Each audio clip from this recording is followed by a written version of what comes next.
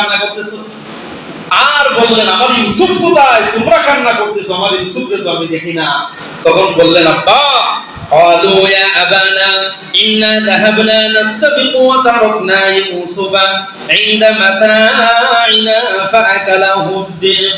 আব্বা আমরা যখন খেলাধুলা শুরু করে দিলাম, দৌড় প্রতিযোগিতা শুরু করলাম, আমরা দৌড়ের প্রতিযোগিতা দিয়েছিলাম, এই সময় আমাদের যে মালামাল ছিল এগুলো আমরা ইউসুফ তো ছোট মানুষ, দৌড়াদৌড়ি খেলতে পারে না, মালগুলো তার হাতে রেখে আমরা তার পাহারাদার হিসেবে রেখে গেলাম, আর আমরা প্রতিযোগিতা শুরু করলাম। আয়েশা দেখি আমাদের ভাই ইউসুফকে বাঘে খেয়ে ফেলেছে। নাউজুবিল্লাহ। এটা শুধু মিথ্যা না ডাহা মিথ্যা কথা? হ্যাঁ, এক তো মিথ্যা বলছে, আরো ডাবল মিথ্যা বলছে, ঠিক না?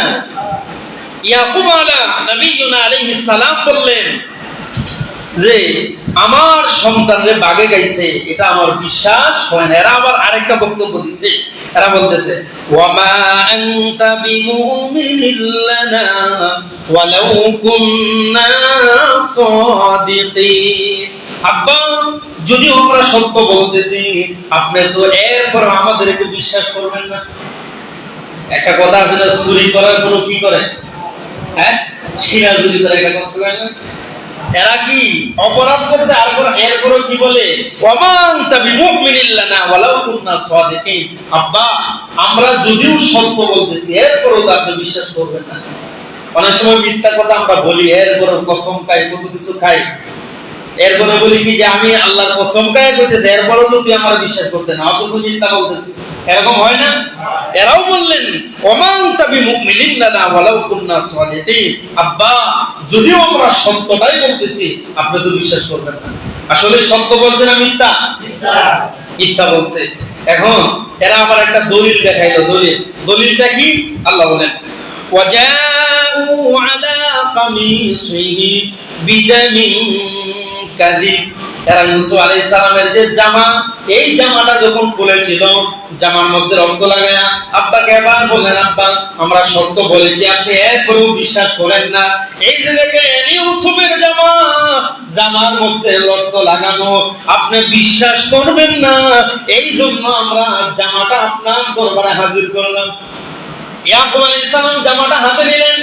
আরে উনি তো একজন পয়গম্বর, আল্লাহ কোন বোকা মানুষকে পয়গম্বর বানায় নাকি বলেন? আল্লাহ তো কোন বোকা মানুষকে পয়গম্বর বানায় নাই। যে জামানায় যিনি পয়গম্বর হয়, এই জামানায় তিনি শ্রেষ্ঠ জ্ঞানীও হয়ে থাকে। ইয়াকুব আলাইহিস সালাম যে মাত্র জামাটা হাতে নিলেন, দেখে রক্ত লাগানো।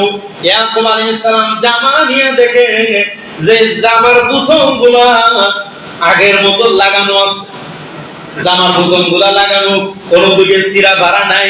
আপনারা বলেন বাগে যদি খায় জামার বুতামগুলা খোলা লাগবে কিনা বলেন? কিন্তু একটা বুতামও খোলা নাই। ইয়াকুব আলাইহিস সালাম জামাটা হাতে নিয়ে উনি বললেন আল্লাহ কেমন বাঘ আমার সন্তানরে খাইলো, এটা কেমন শিক্ষিত বাঘ, একটা বুতামও খুললো না, একটা আছড়াও দিল না, একদিকে ছিড়লো না। মনে করেন আপনি যদি কোন খোলা খাইছেন কিন্তু ছিড়াইলেন না, এটা বিশ্বাস করা যায় নাকি বলেন? ইয়াকুব আলাইহিস সালাম বললেন কেমন শিক্ষিত বাঘ যা আমার সন্তানরে খাইলো, কিন্তু একদিকেও কোনো চিরা বাড়া নাই, কোনো আসর নাই। বুলের মধ্যেও কি আরেকটা বুল তাকে ধরা খাওয়ার জন্য।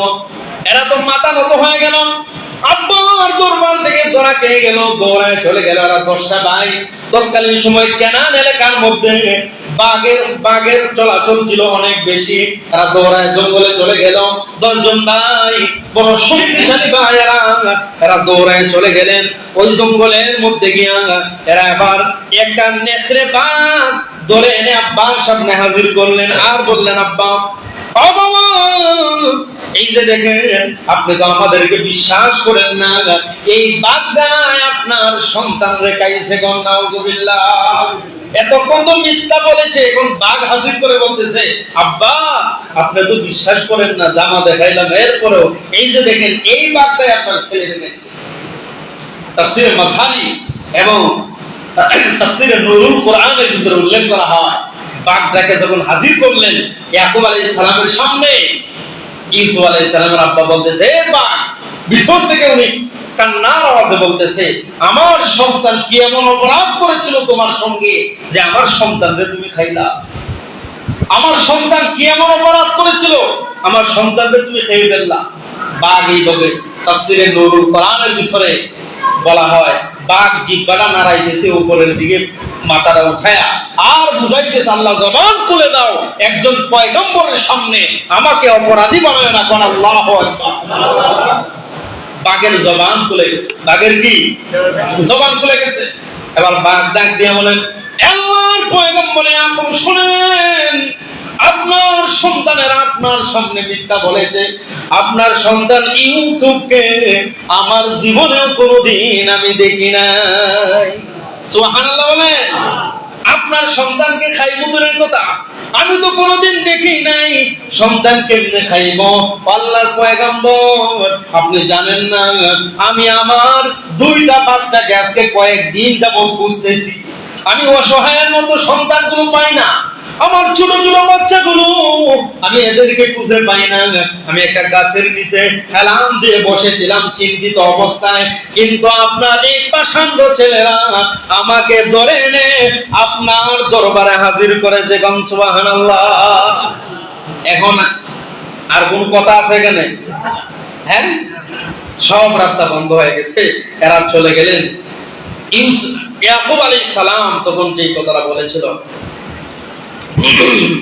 قال بل سولت لكم أنفسكم أمرا فصبر جميل।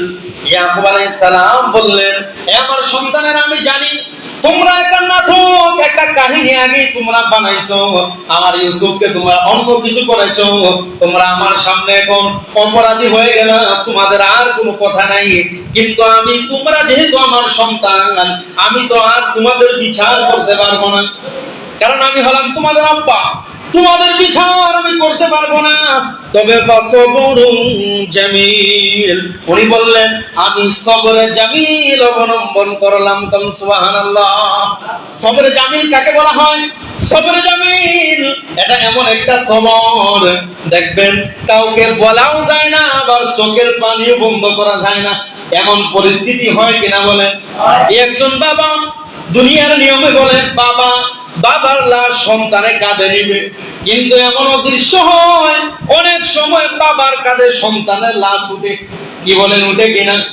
একজন বাবা সন্তানের লাশ কাঁধে নিবে, এটা কখনো সহ্য করতে পারে না। এই দুঃখ কাহারো কাছে বলতেও পারে না, নিজে সহ্য করতে পারে না, গাল বায়া বায়া পানি পড়ে। কি বলেন, ঠিক কিনা? আল্লাহ রাব্বুল আলামিন ইয়াকুব আলাইহিস সালামের ওই কথাটা আল্লাহ বলেন, ফাসবরুন জামিল ওয়াল্লাহুল মুস্তাআনু আলা মা তাসিফুন। ইয়াকুব আলাইহিস সালাম বললেন, আমার সন্তানেরা, এই ব্যাপারে আমি আমার আল্লাহর উপরে ছেড়ে দিলাম, তোমাদেরকে আর কিছুই বলবো না। আমি সবর করলাম, কিন্তু অন্তরের মধ্যে সন্তান হারানোর ব্যথা আছে না নাই বলেন? সন্তানের ব্যথা অন্তর বলা, কিন্তু কাহার কাছে বলার মতো নাই। অপরাধ তো সন্তানেরাই করছে, সন্তানেরাই তো অপরাধ করলো। ইয়াকুব আলাইহিস সালাম বললেন, আল্লাহুল মুস্তাআনু আলা মা তাসিফুন, আমি একমাত্র আমার আল্লাহর উপরে ছেড়ে দিলাম। কোন সুবহানাল্লাহ। এরা চলে গেলেন। ইউসুফ আলাইহিস সালাম আছেন কোথায়? কুয়ার মধ্যে। কেমনে আছে? জামায়া ধরে আছে। কেমনে আছে? এই দিক দিয়া এরা যখন এখান থেকে চলে গেলেন, এদের মধ্যে আমি গত জুমায় বলেছিলাম, এরা যখন পরামর্শ করেছিল বড় ভাই ইয়াহুদা, তার মধ্যে মায়া ছিল কিনা বলেন? তার মধ্যে মায়া ছিল যে ইউসুফ যাতে বেঁচে যায়, ইউসুফকে জানে মারা যাবে না। সে রাত্রিবেলা একটা বালতির মধ্যে কিছু খাবার, রুটি অথবা খাবার, এগুলো নিয়ে দরদ ভাইয়ের জন্য, ছোট ভাই বালতিটার মধ্যে রশি লাগায় ওই কুয়ার মধ্যে এইভাবে রাখে, নিচে ফালায়। তার উদ্দেশ্য হলো যদি ভাইটাকে খাবারগুলো খাইবে, অতএব বুঝবো যে আমার ভাইটা এখনো কি বেঁচে আছে। ইহুদা প্রতিদিন নদীর মধ্যে বালতির মধ্যে রশি লাগায় বালতি নিচে ফালায়, আর ইউসুফ আলাইহিস সালামের সামনে হাজির হয়। ইউসুফ আলাইহিস সালাম তো এই বালতির মতো ওইটা উপরে আসতে চায়, আল্লাহ বলেন ও ইউসুফ এখনো ওঠার সময় হয় নাই, এই খাবারগুলো তুমি খাও। সুবহানাল্লাহ বলেন।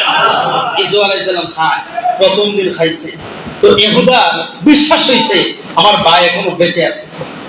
দ্বিতীয় দিন আবার এই খাবার বালতির মধ্যে নিয়ে দড়ি লাগায় আবার ফেলাইছে। ইউসুফ আলাইহিস সালাম পরের দিনও খাবার